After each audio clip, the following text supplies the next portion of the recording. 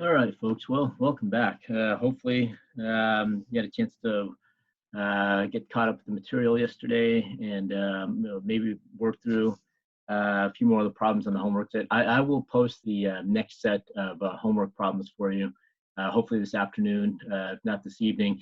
And that way, then you can start practicing these problems involving the next couple of homework sets for you. That way, so you can start practicing doing some of these problems as well involving acceleration. Okay. The next homework packet I'll post for you is going to be a little bit more practice with the position time graph material. Okay, and so that was what we talked about already. And so what I would like to do then is also give you an opportunity and post hopefully this weekend the third homework packet for you that will allow you to practice doing these problems involving acceleration and kind of reinforce this idea for you. Okay.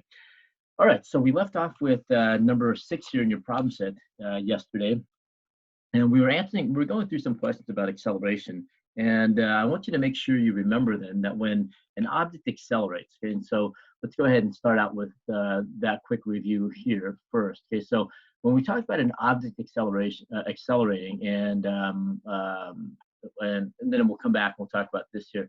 The key to understanding this is that when we talk about an object that's accelerating, an acceleration is a vector quantity. Okay? We were discussing then the change in the speed, the velocity, change in the velocity, change in velocity of an object over a given time interval. Okay, so if an object changes its velocity, which means then it moves differently. Okay, it changes the way it moves. Either it speeds up or it slows down, or it changes the direction. Then you have an object accelerating.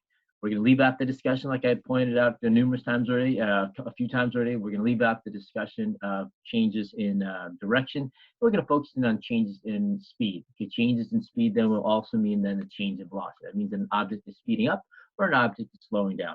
And so with that said, we can use the signs, and since acceleration is a vector quantity, we can use the signs in order to determine then whether an object is speeding up or slowing down, the signs of the acceleration and the signs of the velocity. Okay?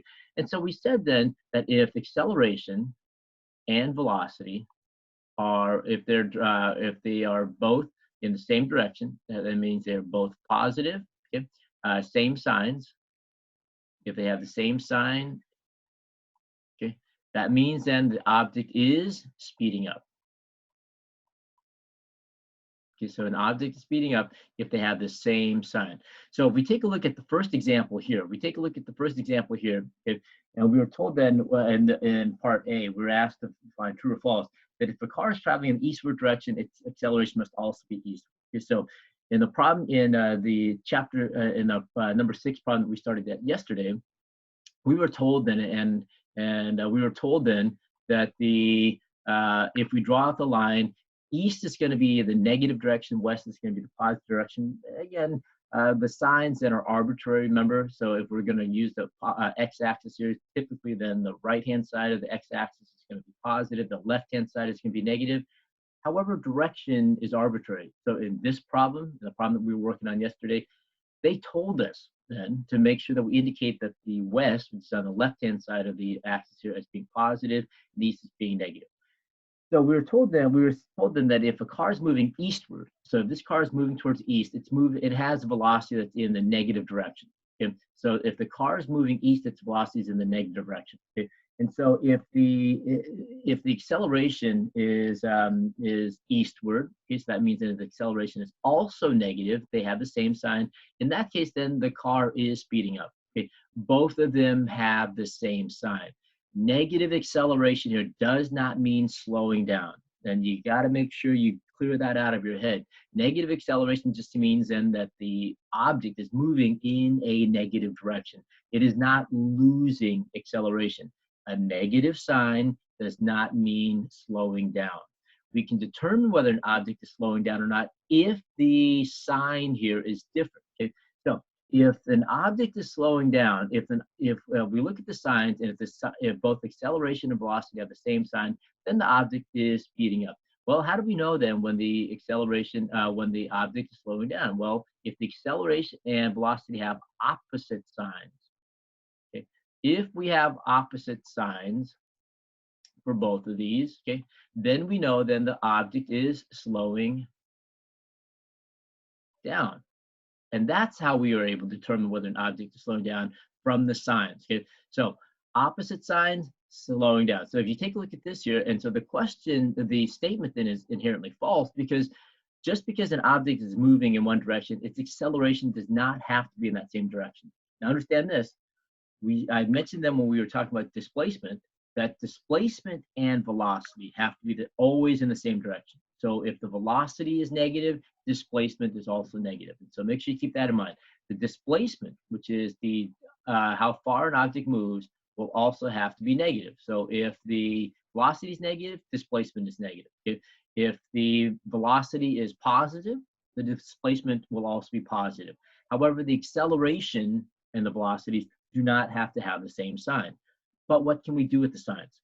Okay, so this is what we can do with the signs. Okay, so with that said then, when an object is slowing down, the velocity and the acceleration will have opposite signs, and then it slows down, which means then if the velocity here is moving towards the right, the acceleration will be towards the left, the object is slowing down. So just because, again, I want to make sure I emphasize this, just because an acceleration is negative, the negative sign does not mean loss of acceleration. It just simply means the direction in which the object is moving in, the object is accelerating in, okay? And that could be different from the direction that the object is moving in. And so make sure you keep that in mind. The acceleration does not necessarily have to be in the same direction as the object's motion. Okay, so make sure you keep that in mind. Okay. All right, so then from there then, we went on to part B, and part B, they asked us then if the car is slowing down. Okay, so we're being told here that the car is slowing down. Okay, so we know this already. If the car is still moving in the negative direction, okay, and the car is slowing down, its acceleration must be in the positive direction, and that will be absolutely true. That has to be true. Because remember, for an object to slow down, the signs have to be opposite. Okay? And so it asks this here that if the car is slowing down, its acceleration may be positive. It will be positive. It will be positive because if it's slowing down, the object is still moving in the negative direction, okay, but the acceleration is in the positive direction. Okay, all right. Okay, so that could be true. Now, when would that statement not be true? When would that statement not be true? When the car is moving towards the west. If it's moving in the positive direction, and if the acceleration is also positive, which is what they tell us in B, in that case, then the car would be speeding up. Okay. However, here we were dealing with a car that's moving in the negative direction. If the acceleration is a positive direction, then the car is slowing down. Okay. All right. So that's what we have then with B. Okay, let's take a look at the last one. And let's work that one out. Okay. Okay. The last one is a little bit more involved, and it tells us this. Okay. If we have a particle, well, let's just go ahead and draw our particle here. So this is an arbitrary particle of mass m, some object of mass m. Okay. If the object, if we're told then, if this particular object has constant non-zero acceleration, let's go ahead and write down what that means. That means an acceleration that does not equal to zero, does not equal to 0 meters per second squared, okay? Then the object can never stop, nor will it stay stopped, okay? So the question is that true or false? Well, let's consider what zero acceleration means first. Okay, zero acceleration means then that the object undergoes has no change in velocity. So using this equation that we have here then, if the acceleration is 0, if the acceleration is 0 meters per second, time can never be 0. Time can never be 0, and if the time is 0, then we haven't started anything yet. Okay, so time can never be 0. So here we're dividing by 0, that would be an undefined value anyway. So how can we make acceleration 0? How can we have 0 acceleration? Well, if we have 0 change in the velocity. Okay, which means then if there's 0 change in the velocity, that means that the delta v. So the only time we can have acceleration is equal to 0 is when delta v is equal to 0. Okay. Now that's delta v. That does not mean that the object stopped It just means that there's no change in velocity, which means that in this case, then V final has to be equal to V initial. That's what delta V equals 0 means. The speed does not change. Okay, so for an object to have zero acceleration, that means this here is zero. This is a non-zero acceleration. For an object to have constant zero acceleration, for this to be true, this has to be true. So an object cannot change the way it moves. Okay. In this particular statement, if you take a look and see what it says in a particle with constant non-zero acceleration, if this is true, then okay, the velocity, change in velocity, does not equal to 0, which means then the two velocities, V final and V initial, are not the same. They are different. Okay, so these are all the conditions for constant non-zero acceleration. So if we have constant non-zero acceleration, okay, constant and non-zero acceleration, all of these have to be true about how the object moves. Okay, so if the object has, if it has a change in velocity, that means V final and V initial are different. Okay, can the object be at a standstill? And the answer is no. Okay, and if it can't be at a standstill, okay, that means it's not stopped. And if it's constantly accelerating, then it won't stay stopped, even if it starts out at rest. If it has constant non-zero acceleration, it's going to start to move. Okay, so which means then that object will never stop. And this is true for any object that is in motion, say in space. Okay, and space, I mean, even with space, the vacuum, there's not a perfect vacuum, but there's very little to bring it to a stop. And so this goes back to Newton's first law. If Newton's first law of motion, sorry,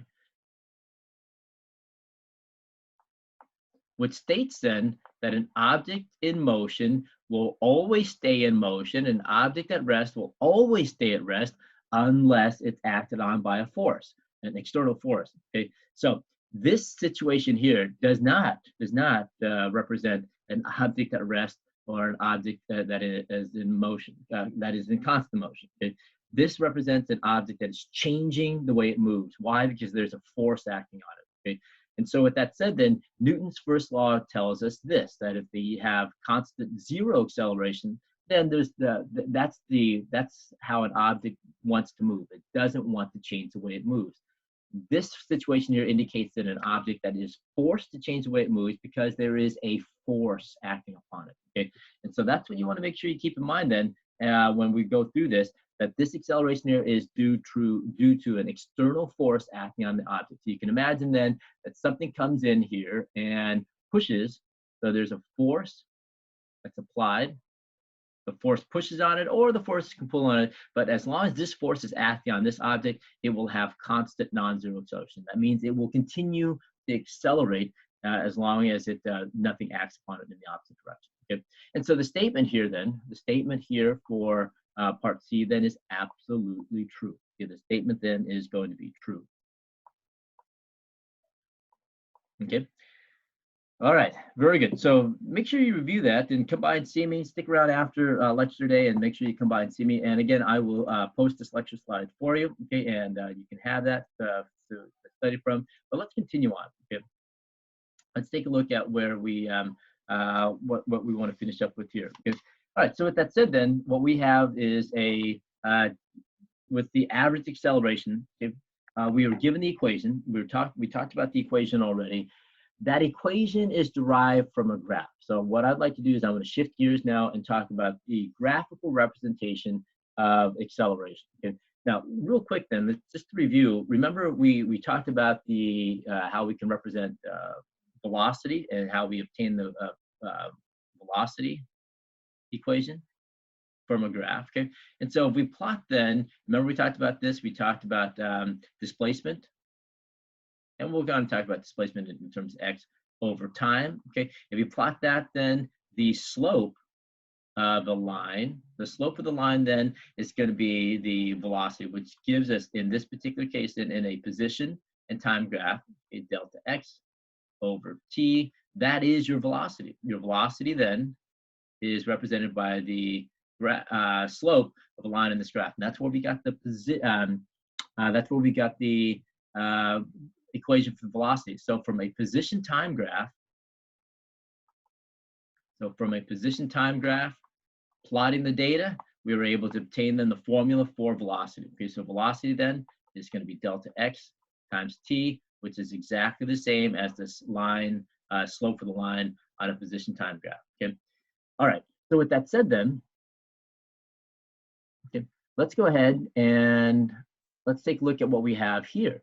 So if we choose then to plot a velocity time graph, so we plot the velocity time graph. Okay, so a velocity time graph, what would that look like? So let's go ahead and draw that one really quickly. Okay, so a velocity time graph. Okay, if you can kind of follow what we did with the position time graph, what we would do here then is we would plot velocity along the, instead of position, we would plot velocity along the y, time along the x. So velocity in units as v in units of meters per second, okay, and time in units of seconds. Okay. Now let's do the same thing here. If we drew a straight line, if we find the straight line here, what would the slope be for this particular line? Okay. The slope would be rise over run, change in y over change in x, which is going to be then the change in velocity over time. Folks, where have we seen this equation before? Well, that equation we saw then, what I gave it to you as acceleration. Acceleration is the change in velocity over time, which means then when we graph this, the acceleration is the slope. We can obtain it from the slope of a position time graph.